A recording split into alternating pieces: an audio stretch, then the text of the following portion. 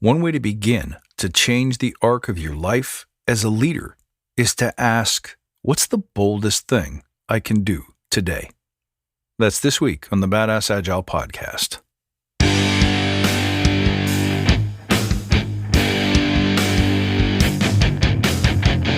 Greetings, team. Welcome to the Badass Agile podcast. I'm your host, Chris Williams.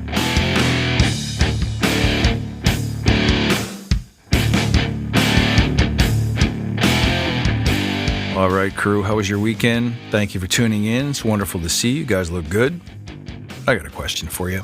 How often do we do the boldest thing possible? I doubt it's very often.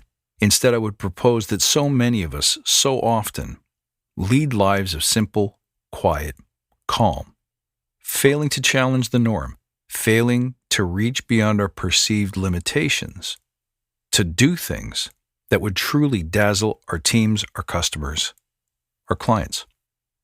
Well, before we get into it, let's take a moment to remember why we're here. To create an elite tribe of leaders who truly serve their clients and communities by doing what matters and what works. Relentlessly chasing value and excellence like a badass. There's so many resources out there about what you need to do to be agile, but we're focused on who you need to become in order to lead teams. So let's hammer down those fundamentals to create a truly unique and powerful force in this industry. Now, if this helps you, just tell your friends. Every day, no matter where you lead or how you lead, your day is going to present you with opportunities and choices. And what you choose in those moments reflects your attitude towards comfort and risk. How do you force yourself to take the road less traveled, to do the thing that no matter how difficult, you must face, you must do? How do you force yourself to continuously and consistently live in your fear zone? The easiest way that I've found is to try asking yourself that simple question each and every day. How did I lean into my fear zone today? Rejecting safety, doing the difficult thing, the thing that must be done, the thing that if I do it, I truly believe will crack open my greatest challenges, my biggest blockers and limitations. I used to ask this question at the end of the day. How did I lean into my fear zone? But it might be actually better to begin the day with the proposition, what can I do today? What's the one thing I can do that puts me in that place where I'm most uncomfortable? Because I think if you start thinking about it ahead of time, you don't reach the end of the day and say, oh, I forgot. I missed it. I got so busy today that I didn't have a chance to be bold and courageous. I don't know how many of you have morning rituals, but this would be a good one. So what should the answer be? How do I lean into my fear zone? How do I do something requiring courage and risk? Something where the payoff would be huge in direct proportion to the risk and challenge involved. How do you answer that question well? The first thing you can't do is be vague. You can't just say, I'm going to find something scary and do it. You can't just say, I'm going to confront that difficult conversation.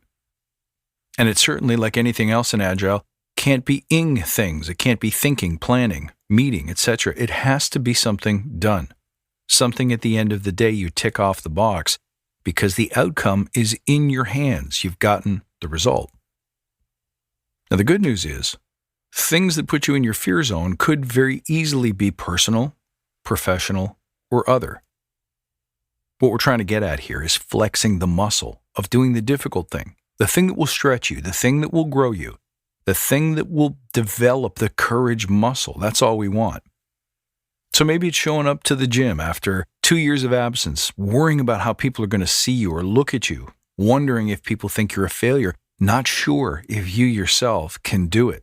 Can you manage the pain and the discomfort? That's an example of flexing the courage muscle, and it would be a great place to start. But the only way you can check that one off the list for the day is if you go to the gym, do the work. If you back down and postpone it for another day, that's not good enough. That's thinking, planning. It's not done. But let's be honest. This podcast is not about getting to the gym every day. We want to know how to become badass delivery mechanisms. We want to be courageous leaders in our space. So the difficult things are going to be difficult things related to our practice. For me, it could be putting a new podcast, new piece of content, or a new product out into the marketplace. Something where I'm not sure if people are going to like it. Leaning into the fear zone means put it out there today, commit. Go out on Instagram and let everyone know that the thing's gone live. Start telling my customers about it. But if what you're doing instead is saying things like, well, this takes time. Let's be honest, developing a new product is not something you do overnight.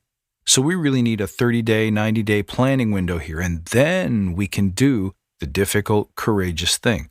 No. You've been thinking about this long enough. Today's the day you launch. That's courage.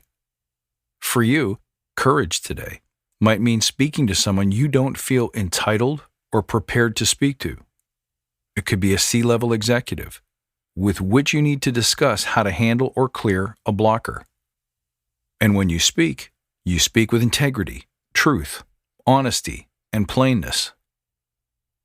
Living in your fear zone means telling it like it is. What is it they need to hear that they're not going to want to hear? And then saying it anyway. Until you do that, you're not helping anyone, you're not delivering any value, and you certainly won't be clearing any blockers, much less flexing any courage muscle. Now, that's a big one for a lot of people, speaking truth to power or simply speaking your beliefs with clarity and certainty without using any ambiguous language or covering it in maybes or I wonder ifs, because we're so afraid of being seen as arrogant or too bold or too bossy. But there again is that ugly word, afraid. That's why it's in your fear zone, because when we think about the outcomes, we don't like what we see. In truth, you're trading. With risk, you're always trading. You're trading downside for upside. You're trading probabilities. So there is a chance that you could come off as wrong or arrogant or too bold. And people may hate you for that. But in your heart, if you know that the thing you're doing is the thing that must be done, that's what's going to carry you through your fear zone to the other side, where you've got the outcome in your hands and you can say, I did what others were unwilling to do. And as a result, I got the outcome that others have failed to get. Your fear zone could be living any kind of truth around any belief that you may have. If you think that there's one way of doing Kanban better than anything else that you've read or seen, and that means that you're bucking the system and popular opinion, but you know that it works, you know that this is how we're going to create meaningful change and meaningful outcomes, then you must do it. That's your fear zone. For other people, it could be simple things like social anxiety or fear of public speaking. Could it be fear of meeting new people? It could be the fear of facing that everything we believed or everything that we have done or done a certain way is wrong and needs to be revisited, uprooted, and changed. That can be terrifying for some people. But all of these things, whether the threats and fear are real, whether they're physical, whether they're emotional, whether they're existential, in order to live in your fear zone and grow, these are exactly the things that you must address in priority order. Because if failing to face our fears, if failing to do the difficult thing, or to say the unpopular thing, or to believe the unpopular thing, is holding your team up from getting what they want, from delivering results, from leading well-balanced, fulfilling, inspiring lives, then the inverse of doing it, that is to say not doing it, or waiting, or excusing, or procrastinating, is the worst kind of betrayal that a leader can ever experience and inflict on others. And when you look at it that way, leaning into your fear zone is not a 30-day challenge. It's not a one-and-done kind of experience. This is a commitment. This is something that we should be asking ourselves every day because it's exactly what we most need every day. If you want to accelerate your growth, if you want to experience your own limitlessness, if you want to be the greatest leader that you can be for your team, if you want to be the greatest contributor that you can be for your team, you owe it to yourself to put your focus on doing the boldest thing. It's not enough to simply recognize and address and name your fear. It is to identify the one boldest, scariest thing you can do today. Because once you've identified it, once you have seen it, once you've had that gut level internal feeling of, oh wow, that's terrifying to me, you have now identified your top priority. Your number one backlog item is to act with boldness and certainty in the face of danger, risk, and fear. So what are you waiting for? Get after it. What's the boldest thing you can do today? My friends, I hope that inspires you and helps you. You can reach out as always at badassagile.com. You can find me on Twitter at badass_agile or on Instagram at badassagile. I look forward to hearing from you and seeing you next time. And until then, stay badass.